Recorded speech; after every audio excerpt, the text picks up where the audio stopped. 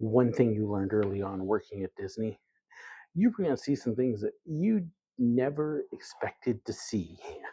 Just weird, off the wall stuff that was like, why is that happening?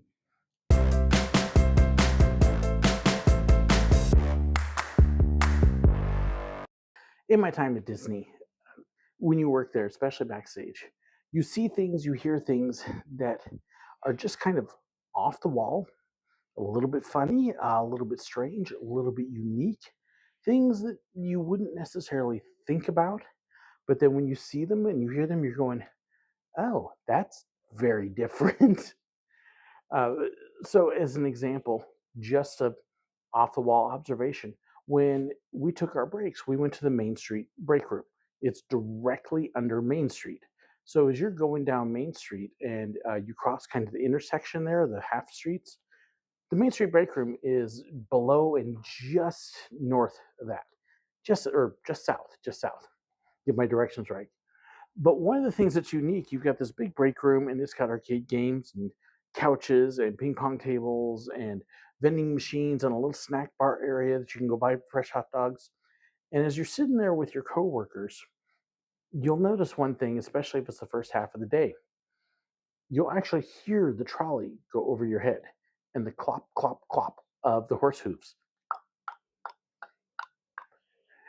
And it's just this unique, weird thing that's like, wow, they're right above me. The other thing you will see in that break room, if it is early in the day or if it is late in the evening, you're going to see people crash to sleep on those couches. The TV's off, they're out cold, they're staying the night. It's one of the places that when people have long shifts and not much time in between, they're closing and then they're opening again the next day or starting in the morning. Rather than go home and lose all that time to drive, they'll stay there and they will sleep on the couches in the break room. It's one of those that you kind of walk in and go, and the lights will be dim, but there's people all over the place. I never slept on those couches.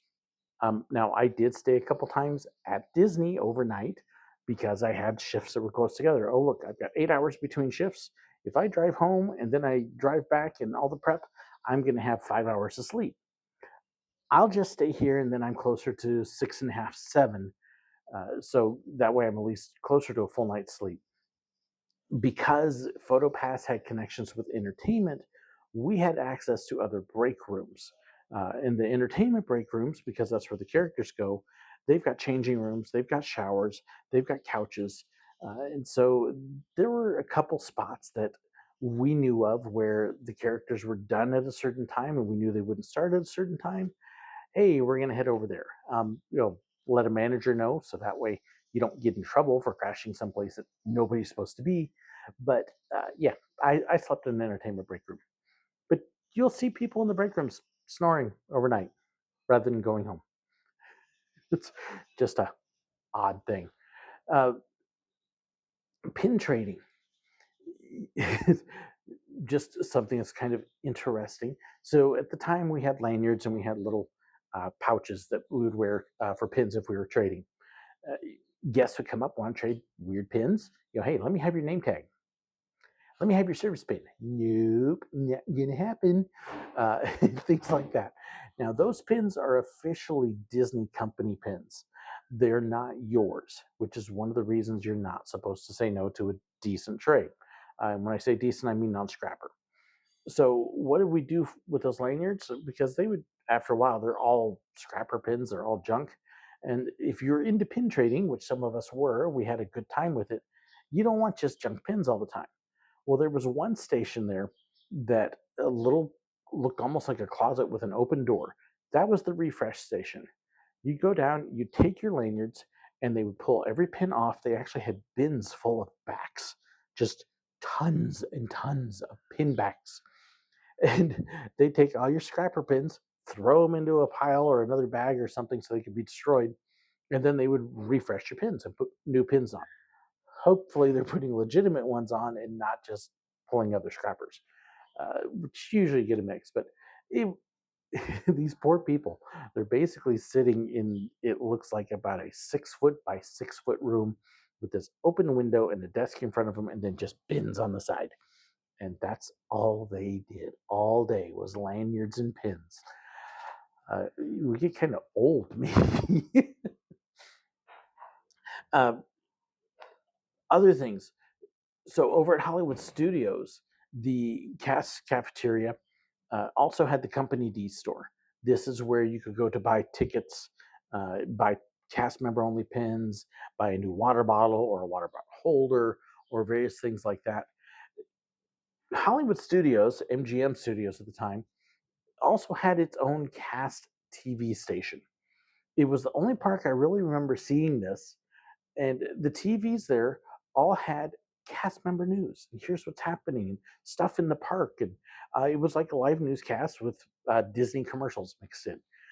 It was interesting. You'd find out what was going on. Magic Kingdom, the main break room, which was near the entrance to the utilidors, it just had big screens, and it was just these quiet, silent ads with trailers and stuff on them. They didn't talk much. If there was an action, something where they were talking, you couldn't hear it because everybody was talking. But Hollywood Studios, you could.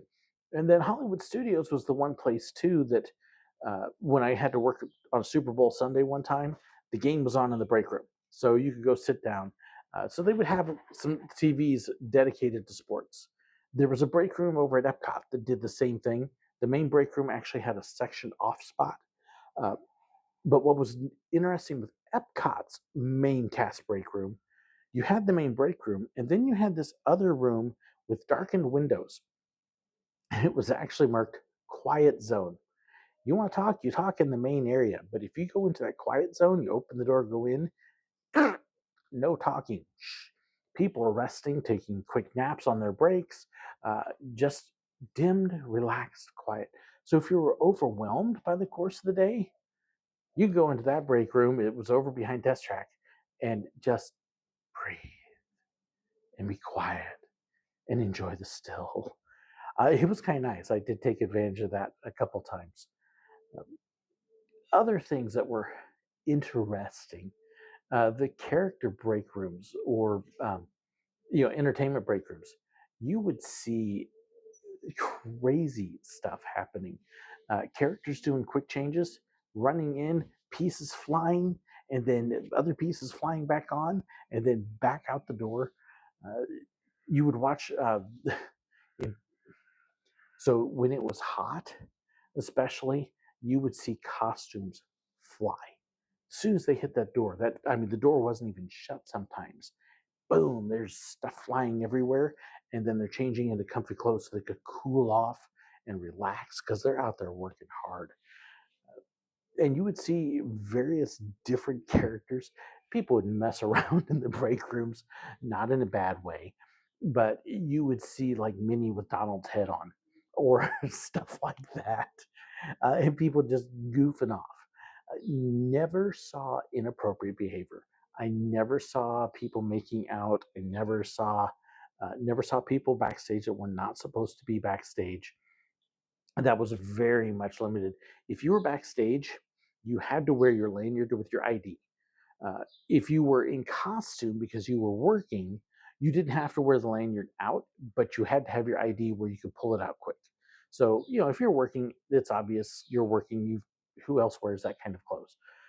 But if you were not working or you were in regular clothes, for example, the shift managers who, didn't wear costumes per se, you had to have your ID out and you wore it on a lanyard around your neck or clipped to your belt where everybody could see it. And if you were walking through the utilidors or backstage and you didn't have your ID and you weren't in costume, you were likely going to get stopped and told to either pull it out or booted. And I did watch a couple people get booted out of the park doing that. I did run into a couple celebrities one time. Magic Kingdom is the one that really stands out. I'm at my base, which is right under Main Street. It's on the other side from the break room. And as I come out, there's all of these people in the hall, and I'm like, what is going on? And somebody mentioned that it was Miley Cyrus and her entourage. Rather than cause this huge big scene up in the park, they brought her through the utilidor so she could get from one spot to another and not have to worry about massive crowds. When we would have that, we would have to bump out of the way, up out of the wall. If they're walking by, we were not allowed to say hi. And maybe nod at them and be polite. If they talk to you, great, you stop and talk to them. But we were not to distract them, interrupt them, uh, certainly not ask them for pictures or autographs or anything like that. The one time I did stop one of the celebrities was over during Star Wars weekends at studios, and Warwick Davis was there. Now, people ask, where's your Willow nickname come from? It's from him in the movie Willow. So I did have to stop when I saw him backstage because I didn't get a chance to do it on stage, uh, as a guest meeting him. But I did catch him backstage. He was staying there waiting, and I was waiting for a character to go out. So I'm standing there. I'm not losing time from work, and just kind of looked at him and went, hey, just want to say, huge fan. I got a nickname, or no, I don't know. Oh, I said no. By the way, I want you to know I have been named after you. And he looked at me weird. I said, I was teaching high school, and my students thought I looked like the character Willow, and started calling me Willow. So I have a nickname. I am SirWillow, and he just laughed. He says, "That's great. Love it, love it." So, and then he got summoned out. So I don't know if he would have asked to get a picture or not, but he looked like he might have. But he was very amused and entertained by that. So yeah, two Willows. So I did get to tell him that. That's really the only time I talked to anybody backstage like that. I was not gonna get in trouble. But yeah, backstage just very fun, very different. Uh, oh, here's another unique, fun thing that we would see backstage. So Ariel, the Little Mermaid, at Magic Kingdom at the time, met behind Ariel's grotto, which was a water play area. And if you came up at that time, she was sitting on a rock, and then there was a little bench next to her, and she didn't move from her rock. She would kick her tail and everything else. Um, so here's a neat secret for you: the tail that was there at that time was actually attached to the rock, and there was a whole way for the rock itself to open up, and Ariel would actually sit inside of the rock. So the rock would form a waist around her, and then the tail went in front, and she was sitting kind of inside behind it. Uh, just kind of a unique thing for us photographers that shot there at the time, just because of the atmosphere and the lighting. You would have to lock focus on when you're taking your picture. The best place that we found to lock our focus and then get the camera set up, because you want to make sure you got it all framed to get everybody in there and everything perfect, and especially all of Ariel's tail. The best place for us to lock focus for that picture was Ariel's belly button. Great focus spot. So there's a fun little trivia thing for you as well. I hope you enjoyed this video. I hope you enjoyed this little look at backstage and some of the mysterious secrets that go on there, and that gave you some fun. Let me know if you've got some secrets you want to share too. I'd love to hear them in the comments below. Thank you so incredibly much to my supporters for making these videos happen, and thank you so much to you for watching. God bless.